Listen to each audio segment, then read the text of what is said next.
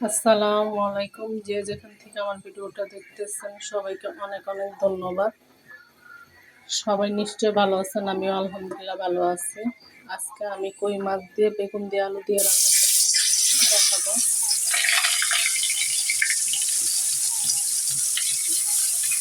আমি আগে কই মাছগুলি এই যে ভেজে নিতেছি। আমি কই মাছ দিয়ে বেগুন দিয়ে আলু দিয়ে রান্না করবো। এখানে বেগুন কেটে নিচ্ছি, এখানে পেঁয়াজ আর আলু কেটে নিচ্ছি। এই যে আমার মাছগুলি ভাজা হয়ে গেছে। এখন মাছগুলো খেয়ে নিচ্ছি। আমি এই যে মাছের তেল দিয়ে আলু আর বেগুনটাও ভেজে নেব।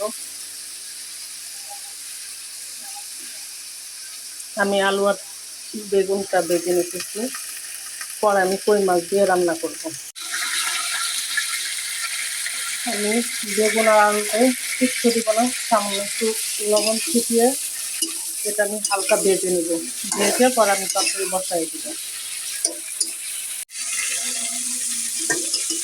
এই যে এইখানে আমার বেগুনগুলা ভাজা হয়ে গেছে, আমি বেগুনগুলো উঠাই নেব। আমি বেগুন আর আলুগুলা উঠাইয়া তরকারি বসাই দিব। আমি এগুলো উঠাই নিতেছি। এই যে এখানে আমি বেগুনগুলা উঠাই নিচ্ছি।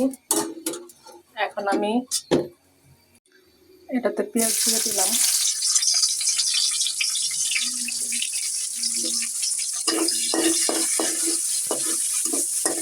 দিয়ে দিলাম রসুন বাটা 1 টেবিল চামচ,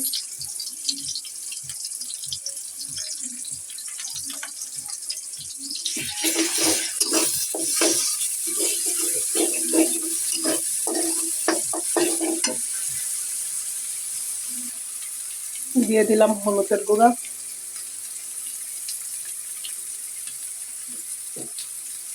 দিয়ে দিলাম মরিচের গুঁড়া,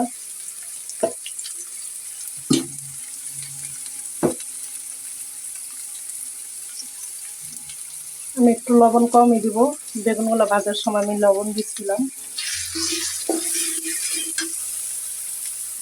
দিয়ে দিলাম সামান্য একটু পানি মশলাটা কষানোর জন্য।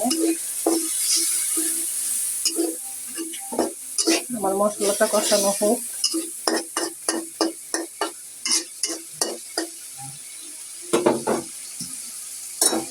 মশলাটা কষানো হয়ে গেছে, আমি দিয়ে দিতেছি বেগুন আর আলু।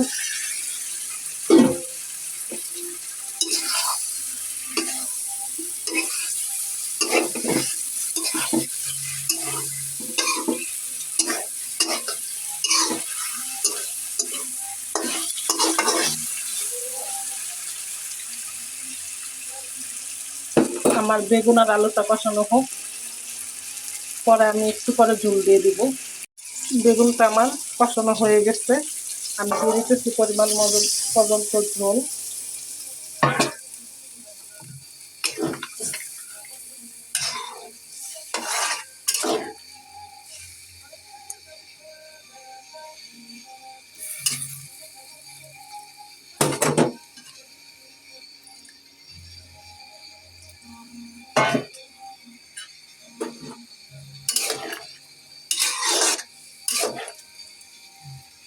আমি এখন রেখে দেব।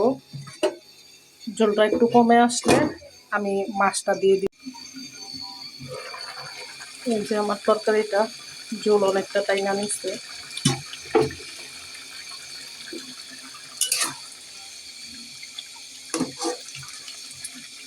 এখন আমি এটাতে ধনিয়া পাতা দিয়ে দেব।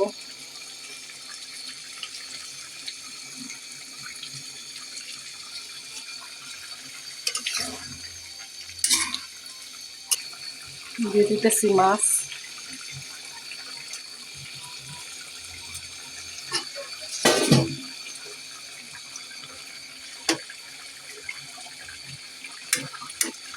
আমি আর 2 মিনিট পর আমার তরকারিটা উঠাই ফেলবো।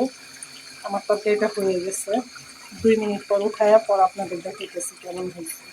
এই যে বন্ধুরা, আমার বেগুন আর আলু দিয়ে কই মাছের তরকারি দেখেন মাশাল্লাহ কত সুন্দর হয়েছে, দেখে ইচ্ছে করতেছে এখনই 2 প্লেট ভাত খায় ফেলি। খুবই সুস্বাদু হয়েছে।